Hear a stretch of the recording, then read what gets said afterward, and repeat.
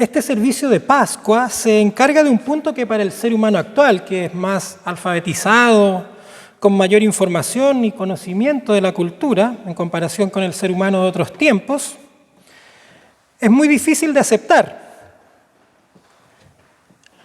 La Pascua, por muchos, es visto como algo irracional e imposible según las leyes de la naturaleza, como un absurdo que no puede ser.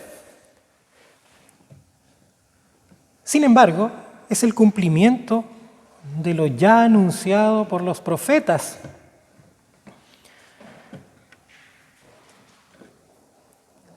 ¿Resucitó Jesús verdaderamente? ¿Sucedió como dicen los evangelios? ¿O fue una ilusión de sus seguidores fanáticos?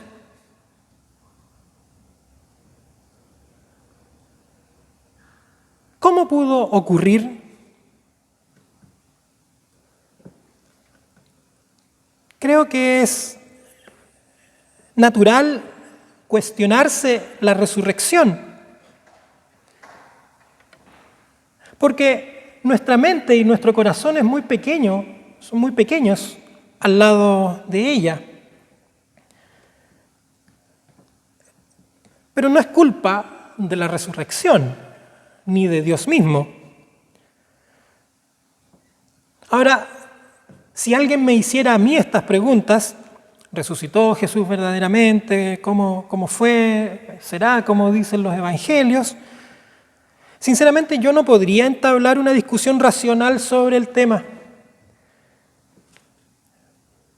porque no es posible encontrar pruebas, no es posible recolectar pruebas racionales que sean confiables según algún método. No es posible porque escapa a la razón. Y con esto yo no deseo desincentivar el diálogo y la crítica acerca de la fe, sino todo lo contrario. Más bien describir lo inoficioso que es buscar pruebas de la resurrección con nuestros métodos. Es inoficioso. De hecho, los mismos evangelistas, los mismos escritores bíblicos lo consideran así. Todos ellos se desentienden de esta tarea. No buscan probar naturalmente la resurrección. No desperdician ni siquiera una palabra tratando de presentar alguna prueba. El cómo resucitó, cómo fue removida la piedra, cómo era el aspecto del Jesús resucitado, su voz, etcétera, todo eso es irrelevante. Lo único importante es Cristo mismo. Y Él está en el centro del relato. Vengan a ver, no está aquí, ha resucitado. En un relato tan sencillo como este, se nos invita a creer con humildad y volviendo a la sencillez de la misma fe, porque eso es la fe, algo sencillo, que muchas veces se pierde en fórmulas humanas y en cierta rebeldía que pareciera anhelar un Dios, un Cristo, a la propia imagen y semejanza. Crearnos un Dios a nuestra imagen y semejanza. Eso fue lo que decepcionó al pueblo que una semana atrás lo recibió con mantos y palmas en su entrada en Jerusalén. Ahora sobre esto yo quisiera hacer un pequeño paréntesis. Jesús desarrolla su ministerio en Palestina, cierto, lo sabemos, enseñando, obrando sanidades, además de otros milagros. Y todo esto sustentado en un paradigma del amor incondicional, ¿ya? Llevado hasta las últimas consecuencias. Al mismo tiempo él iba por los diversos pueblos y aldeas acompañado de un grupo de discípulos, cierto, que impresionados por él, llegaron a reconocerle como el Mesías prometido y dejaron todo por seguirle. Un día llegan a Jerusalén, ¿cierto?, con la intención de esperar una manifestación de este Mesías que se revele como tal, ¿ya? Pero en menos de una semana, como decíamos, fue arrestado y crucificado. Y el grupo de discípulos se vino abajo, perdió la esperanza, le traicionó, se disolvió y terminaron todos escondidos. Con mi vida, daré mi vida por ti, dijo uno. Y al ratito cantó el gallo 3 veces porque lo había negado. Otro lo entregó derechamente, pero los demás no lo hicieron mejor. Solo uno estaba al pie de la cruz. Claro, porque los discípulos no habían entendido mucho o nada en realidad hasta ese momento. Al igual que la masa, al igual que el pueblo, pensaban que Jesús sería un Mesías militar que liberaría al pueblo del yugo romano. Pero ahí Dios no estaba por ninguna parte. El problema de la gente de ese tiempo, incluidos los discípulos y de muchos de nosotros hoy en día, es que ponemos la fe y la esperanza en cualquier lugar, menos en el indicado. Muchas veces ponemos nuestras expectativas, nuestra mente, nuestro corazón, hasta nuestros recursos donde no es. Pero debería quedarnos claro, deberíamos entender, a diferencia de los discípulos, que Jesús nunca pretendió ser un Mesías político ni militar, no vino para eso, aunque parezca, aunque suene, aunque queramos acomodarlo, aunque de repente el Evangelio se parezca a nuestra ideología. No. La salvación, la redención, la liberación, la restauración, nunca estará en el gobierno, ni en los gobernantes de turno, ni en sus ideologías del color que sean. Entonces, ¿por qué a veces, incluidos los cristianos, ponemos tantas esperanzas en ellos? ¿Qué es lo que se oye hoy en día en nuestro país a raíz de toda esta situación de delincuencia, peligros, asesinatos, etcétera? Confianza, desconfianza, esperanza, desesperanza en el gobierno.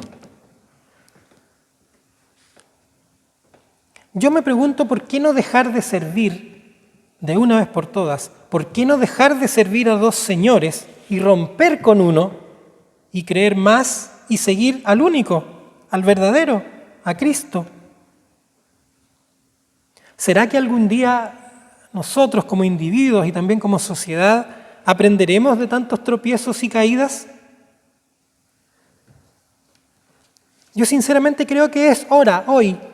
Y también es hora hoy cada vez que recordamos la resurrección de nuestro Señor. Hoy es la hora de poner la esperanza donde es.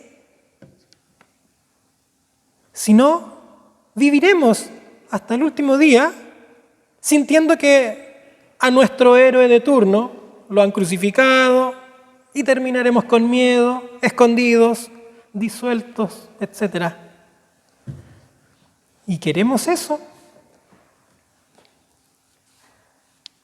Entonces pongamos la fe, la confianza, la esperanza donde es. Los discípulos pensaron que al morir Jesús todo terminaba. Yo no me puedo imaginar los que ellos habrán sentido, el grado de decepción, de frustración, de, sentir que no hay porvenir. Es difícil. Uno puede aproximarse, pero debió haber sido muy fuerte para ellos si era Jesús.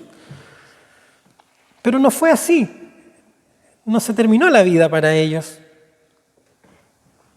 Un día el resucitado se aparece y otro día de nuevo y camina con ellos.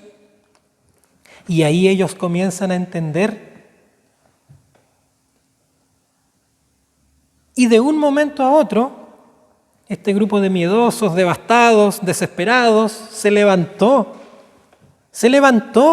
no tuvieron miedo. Al contrario, con mucho valor y con mucho ruido, se pararon frente al imperio más poderoso de su época, el mismo imperio que había crucificado a su querido maestro y amigo. Se pusieron frente a él, al imperio, no para jurarle lealtad, sino para rebelarse. Para rebelarse. Con barricadas, con piedras, con fogatas, con violencia.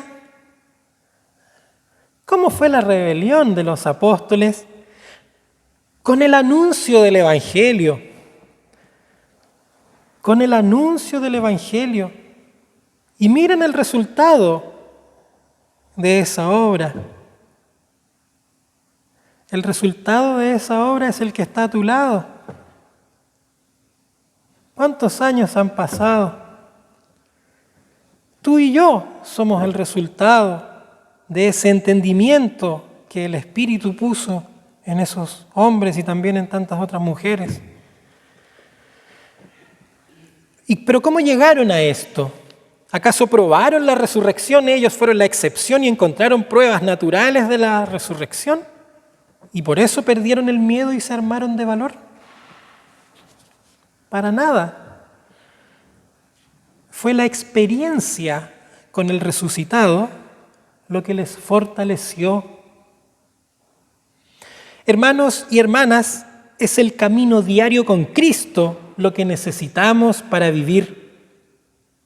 Es lo que necesitamos para crecer, para dar vida y para ayudar a crecer.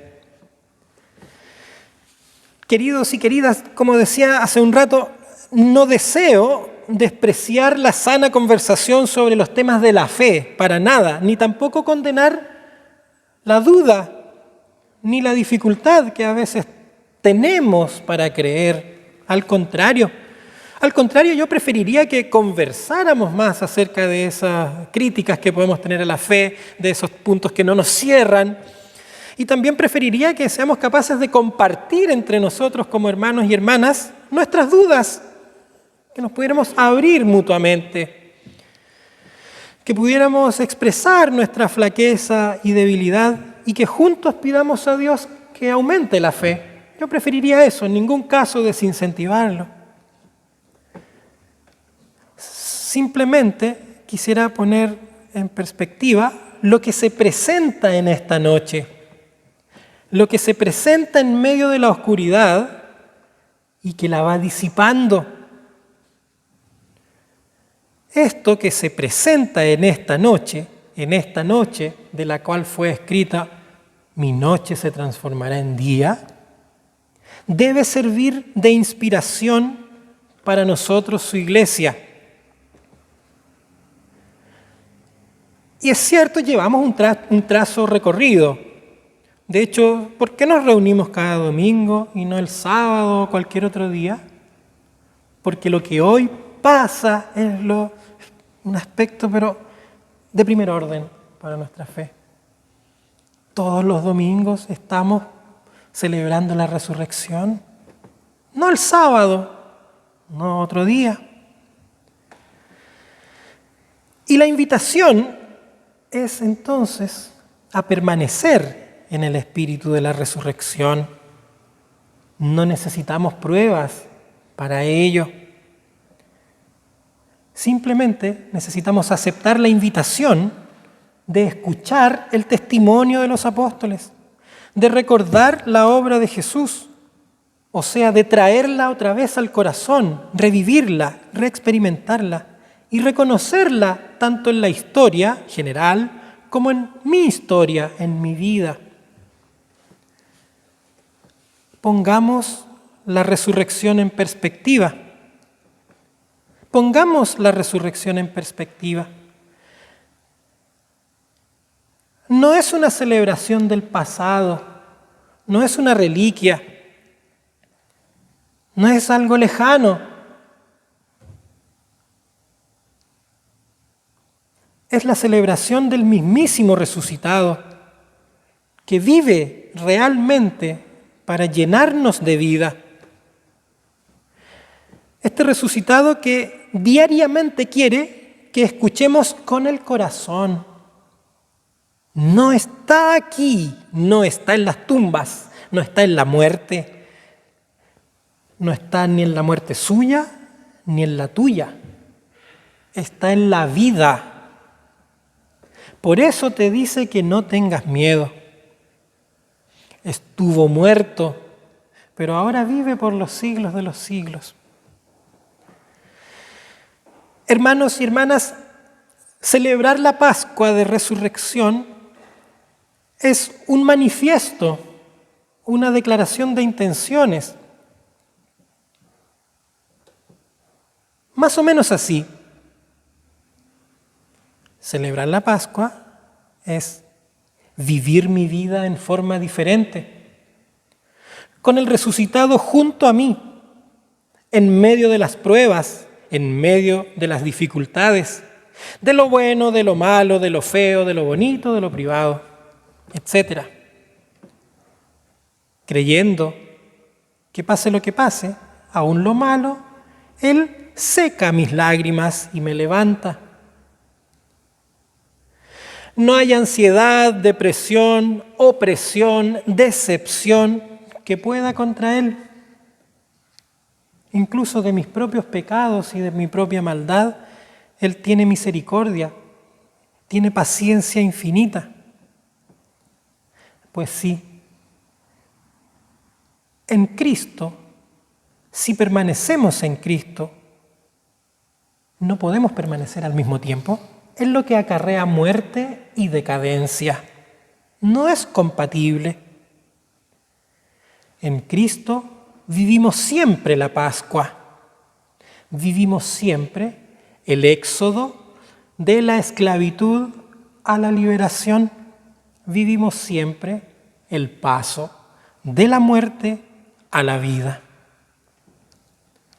Que la resurrección nos inspire cada día y nos brinde esperanza. El Señor cumple sus promesas. Que el Señor bendiga en nosotros su palabra. Amén.